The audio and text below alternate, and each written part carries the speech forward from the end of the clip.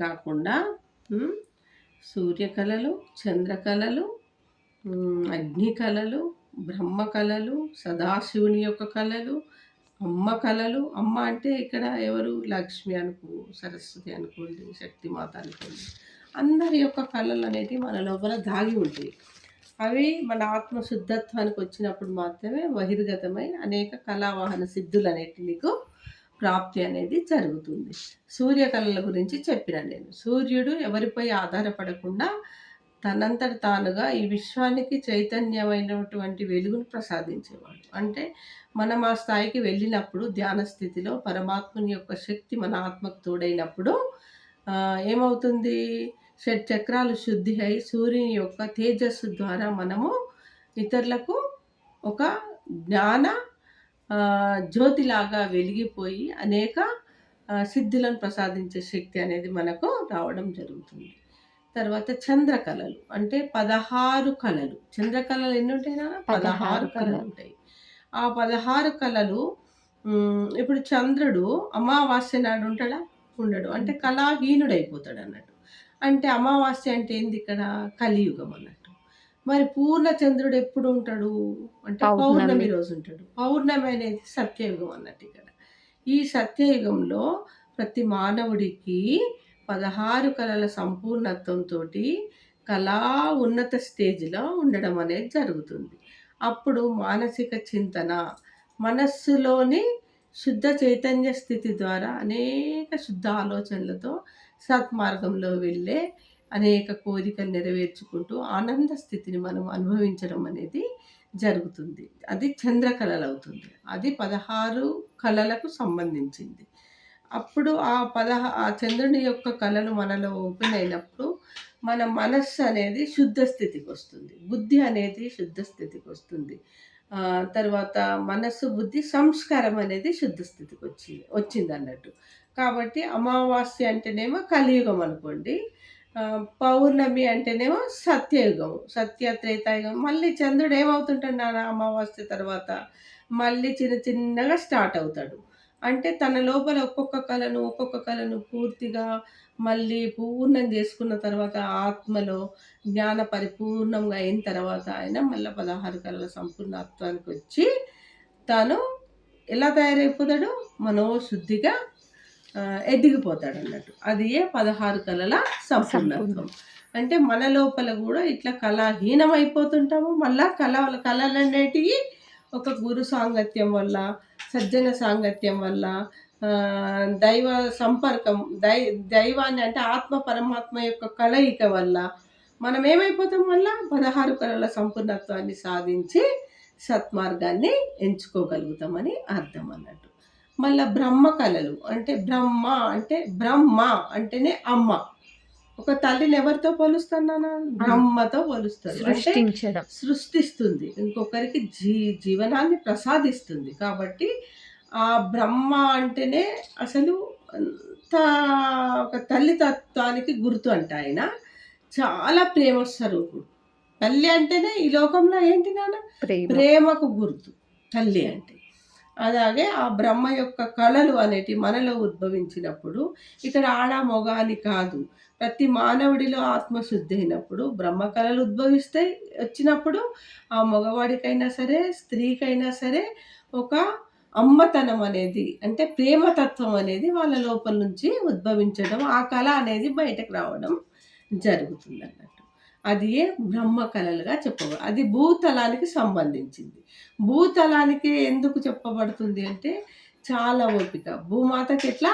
చాలా ఓపిక. కాబట్టి తల్లికి కూడా చాలా ఓపిక. అంటే దాన్ని బ్రహ్మతో సృష్టించింది.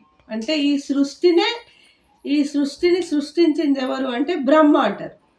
ఈ సృష్టిని సృష్టించింది ఎవరంటే బ్రహ్మ అంటారు. అంటే అంత సృష్టించే శక్తి, ఆ కళ అనేది ఒక స్త్రీకి కూడా ఉంటుంది. అంటే ఇక్కడ సృష్టించడం అంటే మానవుడి సృష్టి అనే కాదు. ఇక్కడ మన లోపల సూర్యకళలు, చంద్రకళలు, బ్రహ్మ కళలు, ఇట్లా సరస్వతి కళలు, అన్ని కళలు అనేటివి ఉంటాయి అన్నట్టు. ఈ బ్రహ్మ కళ మన లోపల ఓపెన్ అయినప్పుడు మనకు ఓపిక శక్తి అనేది రావడం జరుగుతుంది అని అర్థం. సూర్యకళలు, చంద్రకళలు, బ్రహ్మకళలు, ఇప్పుడు విష్ణు కళలు. విష్ణు అంటేనే ఒక వికారము లేనటువంటి వాడని అర్థం. నరుడు నుంచి నారాయణుడైనటువంటి తత్వం, జ్ఞానము. కాబట్టి అది జలానికి సంబంధించింది, అందుకే జలతత్వానికి సంబంధించింది. విష్ణు ఎప్పుడు కూడా పాల సముద్రంలో పవలిస్తున్నట్టు. అంటే పాల సముద్రం అంటే ఏంటిది? ఇక్కడ జ్ఞాన సముద్రం.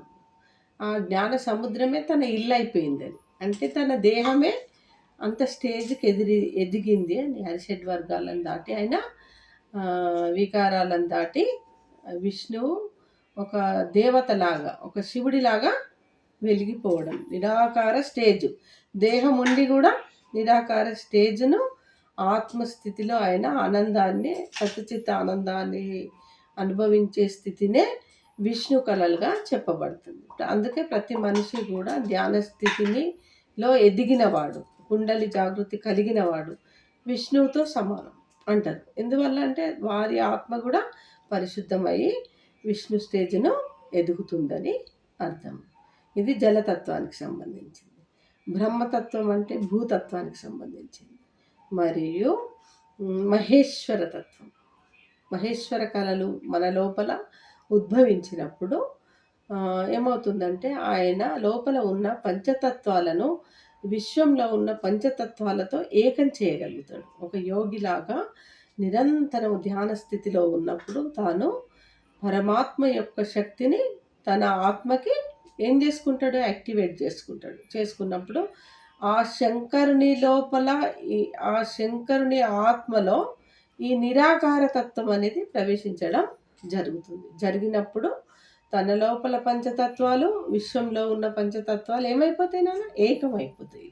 అంటే బయటనే లేవు పంచతత్వాలు, నా లోపల ఉన్నాయి అని కూడా తాను తెలుసుకొని పంచతత్వాలను